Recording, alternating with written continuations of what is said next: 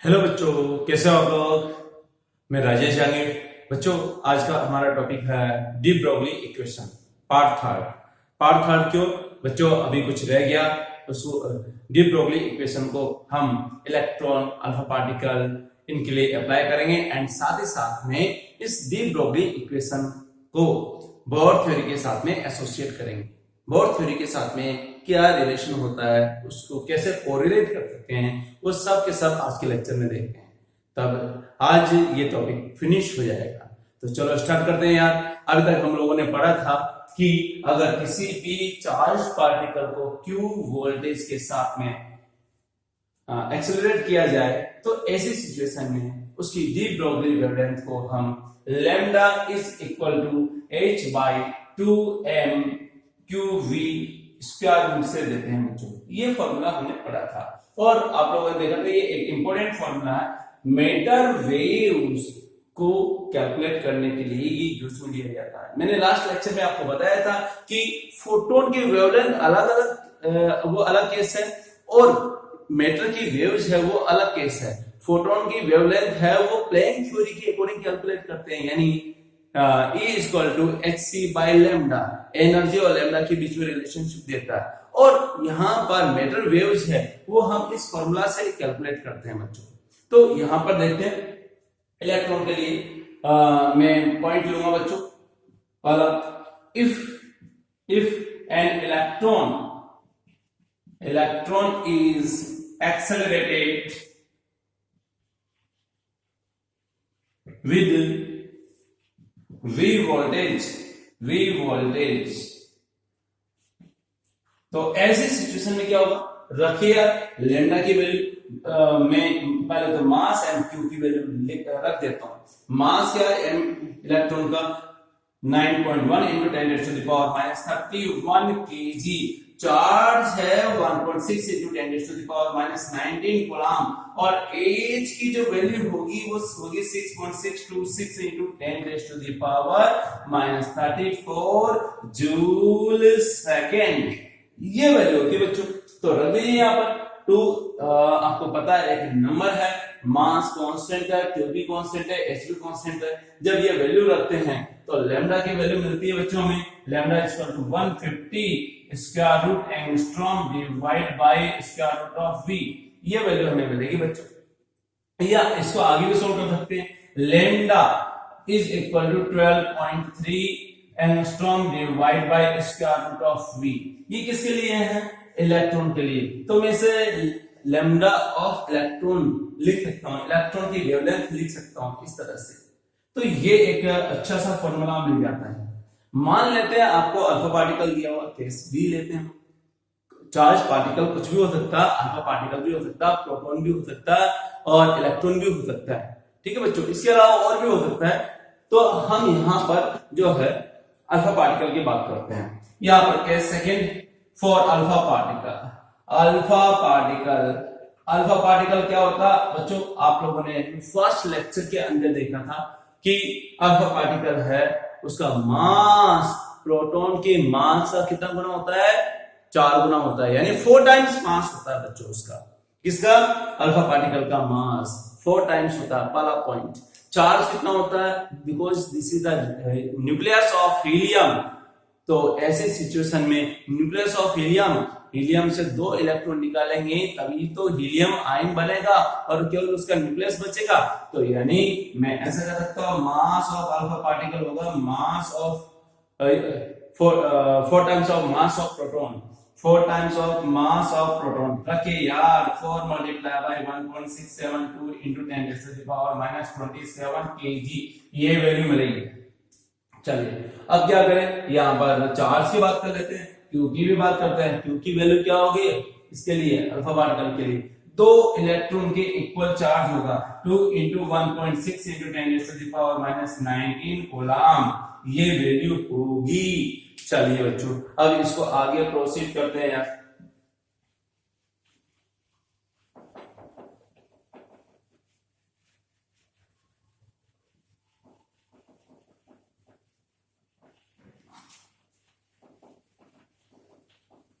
यानी अब हम वैल्यू रखते हैं उस उस फॉर्मूला में किसके अंदर lambda equal to h/2m qv के अंदर मास की वैल्यू एंड क्यू की वैल्यू रख देते हैं। तो मैं ऐसा करता हूं, जो lambda equal to h/2m mqv, ये square root lambda equal to h की value 6.626 into 10 to the power minus 34 joule second, ये रखा मैंने, divide by 2 mass of electron, कितना होगा 9 mass of alpha particle, alpha particle की बात कर रहे हैं तो अल्फा पार्टिकल का मास तो ये हो गया है 4 times of mass of proton. इसको रफली इस तरह से हम लिख सकते हैं 10 raised to the power minus 27 kg, और चार्ज कितना, वही चार्ज की वैल्यू है यार 2 into 1.6 into 10 raised to the power minus 19 coulomb into v। और ये बहुत बड़ी कैलकुलेशन होगी भाई, इसका स्क्वायर रूट भी करना। तो अब इसको कैसे सोल्व करें, आप जब सोल्व करोगे तो मैं तो डायरेक्ट वैल्यू बता देता हूँ यार, इतनी मल्टीप्लाई करना, डिवाइड करना बहुत बहुत बहुत मुश्किल है, लेकिन फिर भी करना तो होगा। तो जब सोल्व करते हैं तो 0.101 angstrom divide by square root of v, ये वैल्यू मिलती है बच्चों, कितनी, लैम्डा अल्फा पार्टिकल का मिलेगा 0.101 angstrom divide by square root of v। लेकिन किसके लिए हम कैलकुलेट कर रहे हैं, अल्फा पार्टिकल के लिए कैलकुलेट कर रहे हैं। This formula is applicable only and only for alpha particle and that one will be applicable only and only for electrons. तो चलिए हम क्वेश्चन सोल्व करते हैं इसके बेसिस पर। तो क्वेश्चन क्या बनेंगे यार, पहला क्वेश्चन देखते हैं बच्चों इसके बेसिस पर।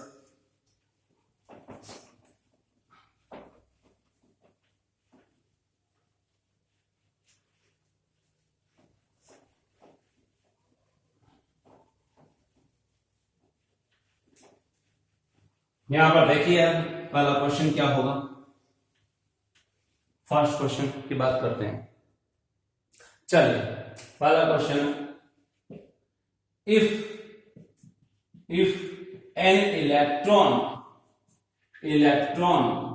is accelerated with 100 volt potential difference,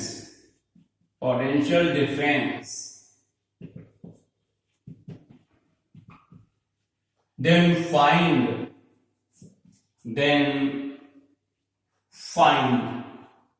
wavelength of electron। क्या वेवलेंथ होगी भाई, पांडे जी देखो, यहां पर पांडे जी देखो, इधर वेवलेंथ होगी, लैम्डा की वैल्यू हमें निकालनी है, इलेक्ट्रॉन है, पहले तो गिवन है इलेक्ट्रॉन है। अब यार इलेक्ट्रॉन है तो इलेक्ट्रॉन के लिए क्या फॉर्मूला अप्लाई किया था, lambda electron is equal to 12.3 angstrom divide by square root of v, और वोल्टेज कितना 100, मैग्नीट्यूड रखना क्योंकि यूनिट सारी की सारी यूज में आ चुकी, तो रखिए यार 12.3 angstrom divide by square root of 100। जब आप इसको सोल्व करोगे तो क्या वैल्यू मिलेगी, यहाँ पर 12.3 angstrom divide by 10 is equal to 1.23 angstrom, यानी इतनी कम वेवलेंथ उससे एसोसिएटेड होगी अगर 100 वोल्ट के साथ में उसको एक्सेलरेट कर दिया जाए तब। चलो पहला क्वेश्चन खत्म हुआ। एक अच्छा सा क्वेश्चन लेते हैं यार, क्वेश्चन को मैं थोड़ा डायग्रामेटिकली समझाऊंगा। आप लोगों को पता है आयनाइजेशन पोटेंशियल के बारे में पता है। आयनाइजेशन पोटेंशियल क्या होता है, किसी भी एटम में उसकी ग्राउंड स्टेट में प्रेजेंट इलेक्ट्रॉन को इनफाइनाइट तक बाहर निकालने के लिए, कहां तक, इनफाइनाइट तक, मतलब कंप्लीटली अगर उसको रिमूव कर देंगे तो जो पोटेंशियल डिफरेंस अप्लाई करोगे वही आपका आयनाइजेशन पोटेंशियल। आयनाइजेशन जैसे सिंपल सा कॉन्सेप्ट था, आयनाइजेशन मतलब आयन बनाना। आयन बनाने के लिए क्या करते हो, इलेक्ट्रॉन को निकालना पड़ेगा केटायन बनाने के लिए। तो इलेक्ट्रॉन को कंप्लीटली बाहर निकालने के लिए जो आप पोटेंशियल डिफरेंस अप्लाई करोगे वही आपका आयनाइजेशन पोटेंशियल होगा, लेकिन इलेक्ट्रॉन ग्राउंड स्टेट के अंदर प्रेजेंट होना चाहिए। ठीक है, तो यहां पर क्वेश्चन की बात करूंगा, या एक इलेक्ट्रॉन है, क्या एक इलेक्ट्रॉन है, जो कि इसके फर्स्ट शेल में प्रेजेंट है, n=1 में प्रेजेंट है, ये इलेक्ट्रॉन है और कौन सा हाइड्रोजन एटम के अंदर। ठीक है बच्चों, इस इलेक्ट्रॉन को एक्सेलरेट कर दिया गया 1.5 times of its ionization potential. तो मैं कहूंगा electron is accelerated with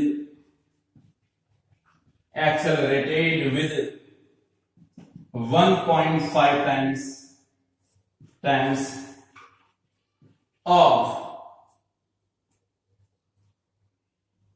ionization potential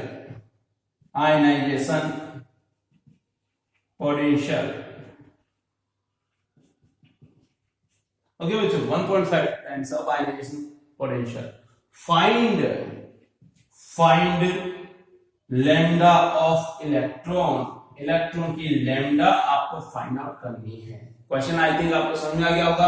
hydrogen atom है, उसके ग्राउंड स्टेट के अंदर इलेक्ट्रॉन प्रेजेंट है, n=1 में इलेक्ट्रॉन प्रेजेंट है। उस इलेक्ट्रॉन को रिमूव किया गया, या कैसे रिमूव किया गया, उसको एक्सेलरेट किया गया 1.5 times of its ionization potential for hydrogen atom होता है 13.6 वोल्ट। कितना होता है बच्चों? 13.6 वोल्ट होता है। ठीक है, तो आप यहां पर देखिए 1.5 टाइम्स ऑफ 13.6 जो है वो हमें लेना है। तो यहां पर देखेंगे, सॉल्यूशन देखते हैं बच्चों इसका।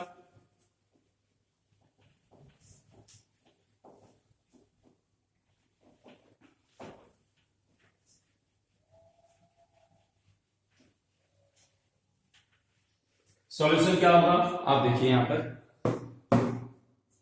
सॉल्यूशन पहले तो यहां पर पोटेंशियल डिफरेंस की बात करता हूं। पोटेंशियल डिफरेंस या V की बात करेंगे।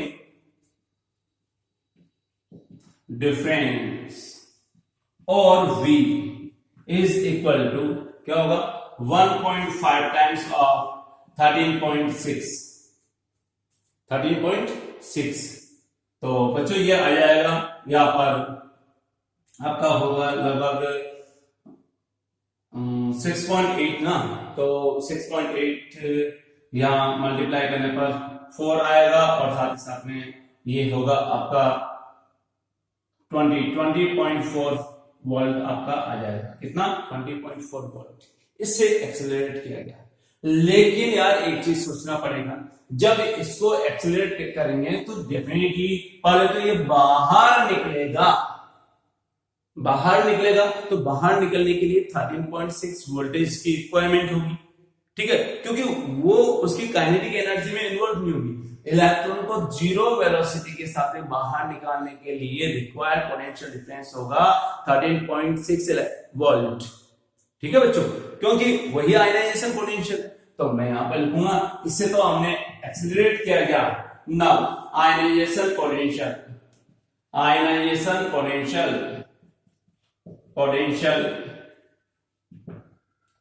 Of electron in hydrogen atom कितना होगा? 13.6 वोल्ट होगा। ठीक है बच्चों, 20.4 वोल्ट के साथ में इसको जो है एक्सेलरेट किया गया और 13.6 वोल्ट है वो आयनाइजेशन पोटेंशियल क्या होगा? मैं वापस रिपीट करूंगा। ये इलेक्ट्रॉन है और ये किसी भी न्यूक्लियस के चारों तरफ है, वो रिवॉल्व कर रहा है। यहाँ पर ये सेल है और ये आपका न्यूक्लियस है। n=1 में प्रेजेंट है। इलेक्ट्रॉन को बाहर निकाला, वेलोसिटी की वैल्यू क्या है? 0 है। 0 वेलोसिटी के साथ में इंफिनिटी पर r=इंफिनिटी पर लिखा जाएगा। तो पोटेंशियल डिफरेंस की वैल्यू जो अप्लाई होगी उसे हम क्या कहेंगे? Ionization potential. तो कितनी एनर्जी देंगे? यहाँ पर एनर्जी देंगे 13.6 इलेक्ट्रॉन वोल्ट और पोटेंशियल डिफरेंस होगा पोटेंशियल डिफरेंस या V की जो V आयनाइजेशन IP की मैं बात करूंगा वो होगा 13.6 इलेक्ट्रॉन वोल्ट। ओके, अब बताओ यहाँ पर 20.4 वोल्ट के साथ में तो इसको एक्सीलरेट किया गया और 13.6 पहले से ही इसको इलेक्ट्रॉन को निकालने के लिए चाहिए। तो काइनेटिक एनर्जी में कन्वर्ट होने के लिए पोटेंशियल डिफरेंस यानी उसको वेलोसिटी की फॉर्म में, काइनेटिक एनर्जी की फॉर्म में जो पोटेंशियल डिफरेंस मिलेगा वो कितना मिलेगा? निकाल लेते हैं। पोटेंशियल डिफरेंस वी रिमेनिंग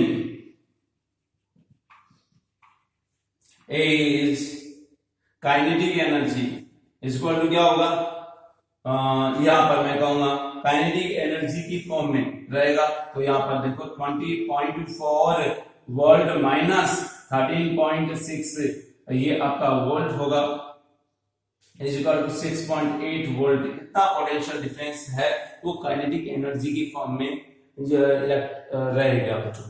तो मैं ऐसा कर सकता हूं, यहाँ पर जो काइनेटिक एनर्जी इसके इक्वल नहीं है क्योंकि अभी भी चार्ज से हमने क्या किया, मल्टीप्लाई करना पड़ेगा। लेकिन मैंने लिखा V remaining as kinetic energy, मतलब काइनेटिक एनर्जी की फॉर्म में जो पोटेंशियल डिफरेंस रहेगा वो 6.8 वोल्ट होगा। तो बच्चों इतना तो हो गया, आई थिंक समझ में आ गया होगा। टोटल पोटेंशियल डिफरेंस 20.4 से उसको एक्सीलरेट किया गया क्योंकि 1.5 टाइम्स था किसका, आयनाइजेशन एनर्जी का।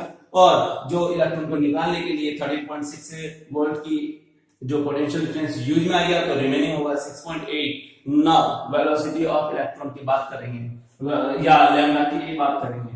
तो लैम्डा की वैल्यू कैसे निकालेंगे इलेक्ट्रॉन के लिए, देखिए बच्चों जब हम देखते हैं lambda for electron is equal to 12.3 angstrom divide by square root of v, क्या होगा यार 12.3 एंगस्ट्रॉम डिवाइड बाय यहां पर आपकी वैल्यू होगी 6.8 volt. Voltage unit already use में आ चुकी है, जब सॉल्व करोगे तो 4.71 एंगस्ट्रॉम होगा। क्या होगा बच्चों 4.71 एंगस्ट्रॉम होगा। आई बात समझ में बच्चों। तो ये चीजें हमें करनी है, इस तरह से क्वेश्चन बनाते हैं ना यार। डी ब्रोगली थ्योरी के साथ में बोर थ्योरी किस प्रकार से एसोसिएट होगी वो देखते हैं, मतलब association of de Broglie theory with bore theory. तो ये वाला टॉपिक लेते हैं।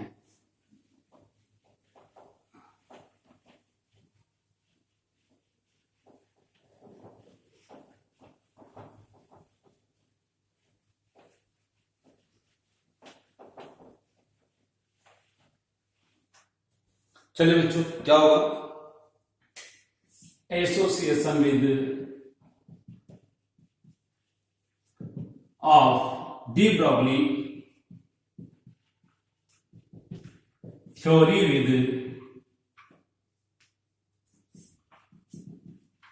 Bohr theory.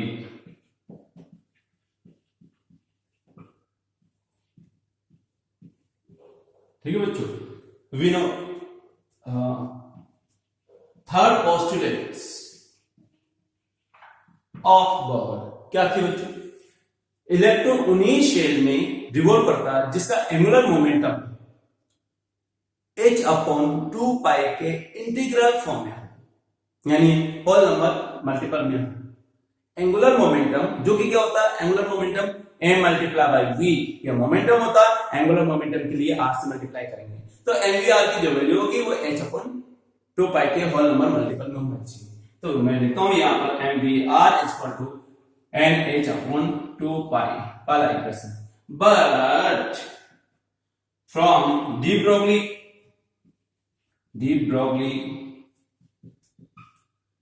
थ्योरी क्या होगा, mv की वैल्यू होगी, रख देंगे mv is equal to h by lambda. ये डी ब्रोगली इक्वेशन है। Second from equation first and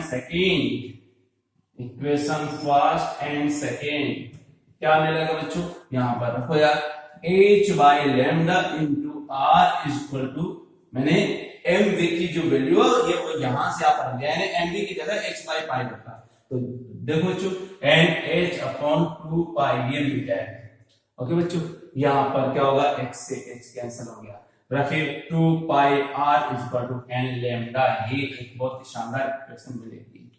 now electron different की जो शेल में है रिवॉल्व करेगा तो उसकी वेवलेंथ क्या क्या होगी, मैं ऐसे कर सकता हूं 2 पाई r जो है वो देख सकते हो सरकमफेरेंस है। तो सरकमफेरेंस की जो वैल्यू है वो लैम्डा के मल्टीपल में होती है। n इक्वल टू अगर 1 शेल लेंगे तो वहां पर 1 वेवलेंथ के इक्वल होगी, n इक्वल टू 2 लेंगे तो वहां पर 2 वेवलेंथ के इक्वल होगी। तो मैं ऐसा कर सकता हूं यार, यहाँ पर देखो अगर इलेक्ट्रॉन मान लीजिए कि इस टाइप से ये रिवॉल्व कर रहा है, देखो ये n इक्वल टू 2 में है, n इक्वल टू 2 में है, तो ऐसे में वो जो है सर्कुलर पाथ पर रिवॉल्व नहीं करता है, ऐसा ये कहता है। तो ये कैसे मूव करेगा बच्चों, इस तरह से ये मूव करेगा, इस तरह से,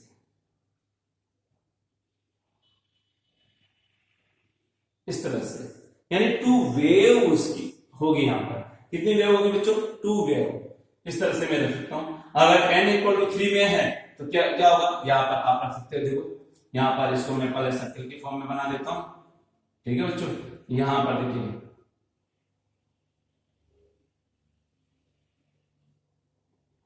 ये होगा, यहां पर इस तरह से,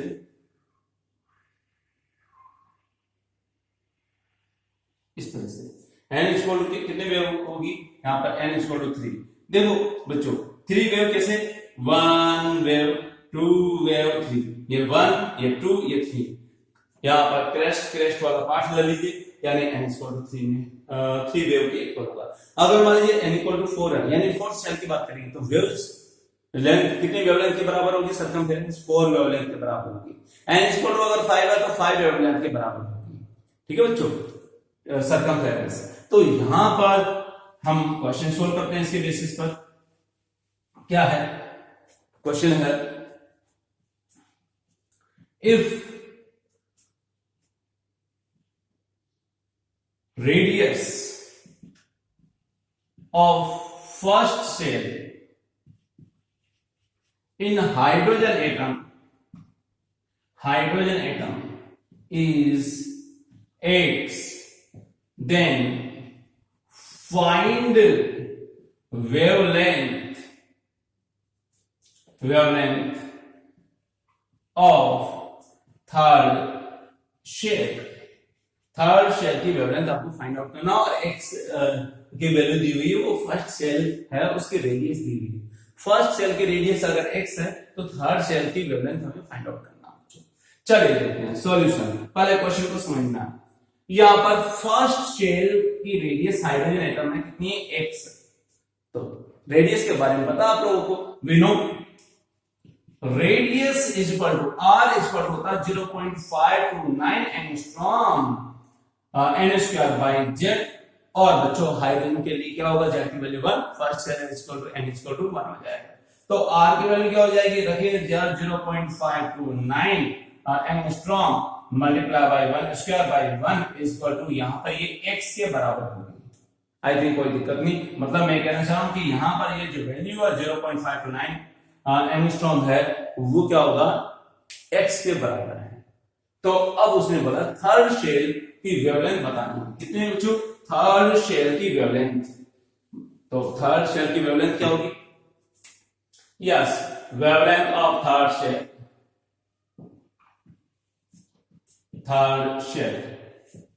चलिए कैलकुलेट करते हैं, from mixture of de Broglie theory and Bohr theory, 2 pi r is equal to क्या होगा, n लैम्डा। दोनों के थ्योरी को मिक्स किया तो ये मिला था। फिर रखो यार 2 पाई इंटू रेडियस की वैल्यू होती है 0.529 angstrom n square by z is equal to n lambda. n से n की वैल्यू कैंसिल, इसकी वैल्यू आप लोगों को ऑलरेडी पता है, x है, 2 pi into x multiply by n। Okay बच्चों, z की वैल्यू 1 है इसे इक्वल टू लैम्डा। कौन सा शेल था, थर्ड शेल था, तो यानी n की वैल्यू थर्ड पुट कर दो, तो lambda equal to 2 pi into x into 3 is equal to 6 pi x, ये वैल्यू होगी। ओके बच्चों, इस तरह से हम यहां पर थर्ड शेल की वेवलेंथ कैलकुलेट कर सकते हैं। ओके, एक और क्वेश्चन सॉल्व करते हैं।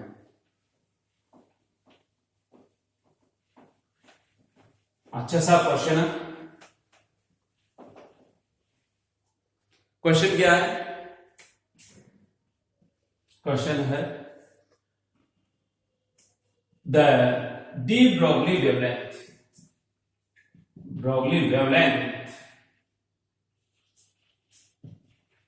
of electron present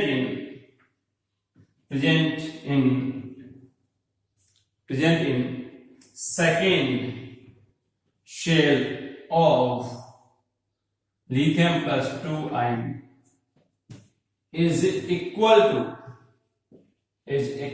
to de Broglie wavelength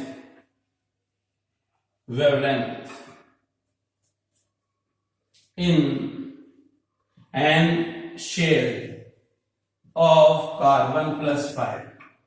Find the value of n. n की वैल्यू क्या करना, फाइंड आउट करना।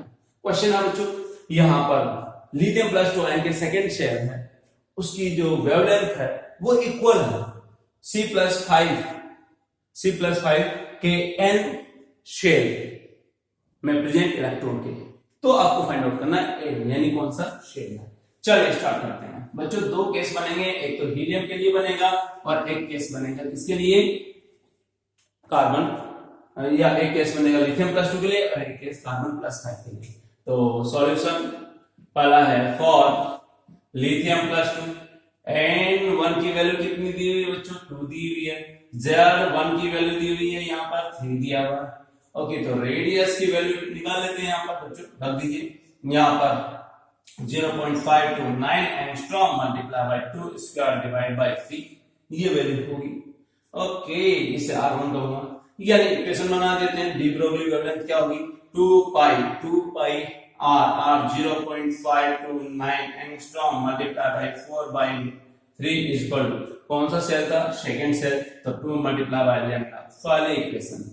नाउ 4 कार्बन प्लस 5 के लिए देखते हैं, n2 की वैल्यू क्या है, n के बराबर है, ठीक है। z2 की वैल्यू क्या है, 6 है, तो रखिए यार z2 की वैल्यू अगर 6 है z2, तो ऐसे में क्या करें, हम यहां पर वैल्यू रखते हैं। डी ब्रोगली वेवलेंथ कैलकुलेट करने के लिए डी ब्रोगली वेवलेंथ कैलकुलेट करो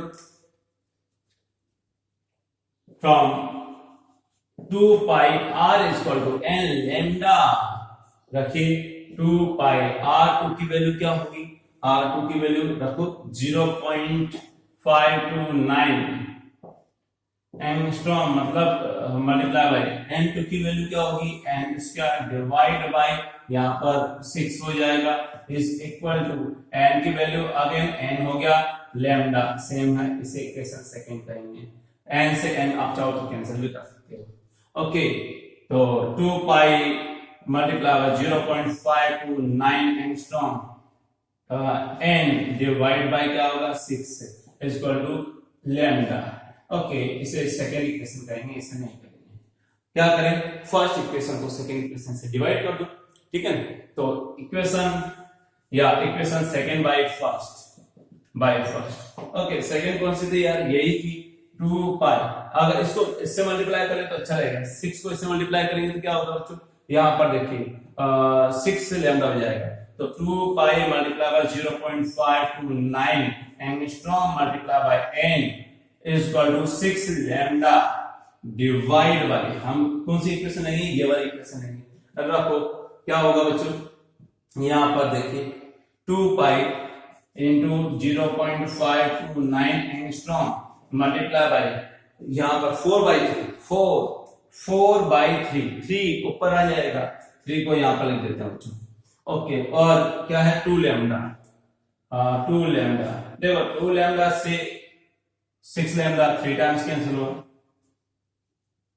2 लैम्डा से 6 लैम्डा 3 टाइम्स, 3 से 3 कैंसिल हो गया, 2 पाई से 2 पाई कैंसिल हो गया, इससे ये कैंसिल हो गया, n by 4 is equal to 1 remaining यहाँ पे क्या बच्चों, n by 4 is equal to 1, यानी n की वैल्यू क्या मिल जाएगी 4, तो मैं लिखूंगा n by 4 is equal to 1, n is equal to 4।